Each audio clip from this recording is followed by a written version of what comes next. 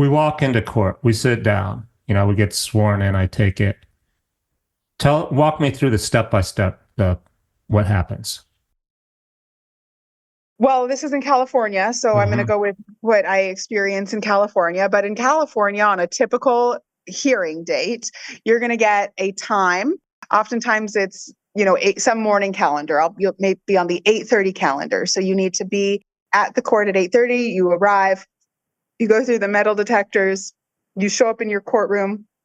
If you're early, which you should always be early, you'll probably wait outside of the courtroom until the deputy opens the doors. You'll come in, you'll check in with the clerk to tell them I'm here. My name is Rachael King and I'm here. And then you'll sit down wherever the pews or wherever they're telling you to sit. The clerk will swear everybody in. It's typically on a mass swear in.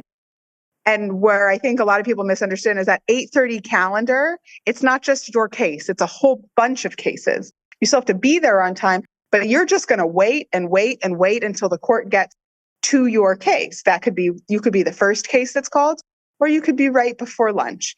It doesn't matter. Mm-hmm. But knowing that can, I think, help you understand why you only get 5 minutes, right? Mm-hmm. You get 5 minutes because the court has to move on. Right. They'll call your case. You walk up to the tables.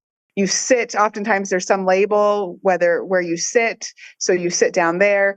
The court, I always say, let the court take the lead. Let the judge take control.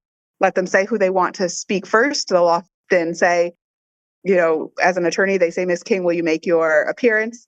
And I say, yes, this is Attorney Rachael King on behalf of Mother, who is present and has been sworn, right? So we let the court take us through our appearance. And then it's typically the moving party, the person that asked the court to decide an issue, that gets to go first. If I asked the court to make a child support order, then I'm the moving party. And the court typically starts with that person and says, look, you asked us all to come here today for this issue. Tell me what's going on. And so that's where I recommend that 3-step process. Here's the importance. Here's the issue. Here's the solution, right? You put that up. Yep. And then goes to the other side, and oftentimes you're given an opportunity. What I think people and then the judge will make a decision, right? And that's it. That's the whole process. Sometimes it's for a court hearing, yes. There's things that happen before that, like you have to file documents. But when we're talking about appearing in court, that's typically the process. Okay. And where people make mistakes is they do all the sighing and they're not prepared and they go down the wrong rabbit hole, and that's no good. Mm-hmm. Or let me throw one in. They lie. Right? Does that happen? Oh, I think it's comical that people assume that nobody lies in court just because you're under oath. Gosh, people lie every day.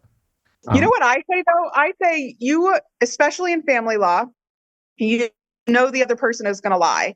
And chances are you know what they're going to lie about because you know them really well.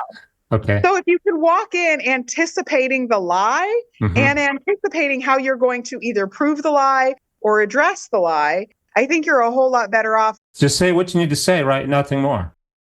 Yes. And that's what I tell not only clients, but witnesses when I'm putting them on the stand. Answer the question that's been asked.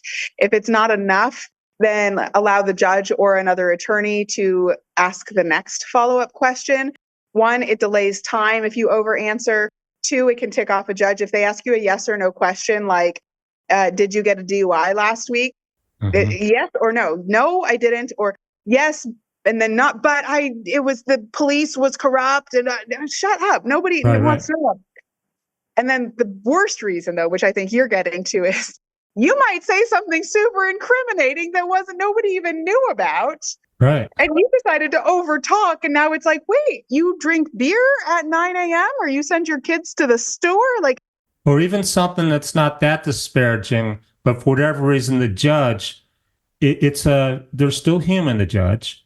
You might either be building rapport with that person or losing rapport. Like they may learn to like you or not like you. And even though they're doing their job and going to probably try to rule the correct ruling, that psychologically probably has to have some effect, right?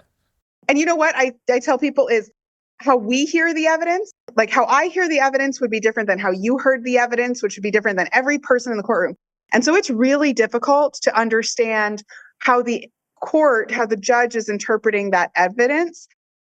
it's also, like you said, they're human. So they might tune out for a minute. Maybe their cell phone buzzes, and for that moment they weren't listening, right? But Mhm. then you say something else and it just triggers. They hear the word alcohol, and even if it's not that big of a deal, it's all of a sudden like, wait, what is going on? So I do think you need to, only answer the question So, that's being asked. w- Shut up. It's less is more. so what if parents live in different states?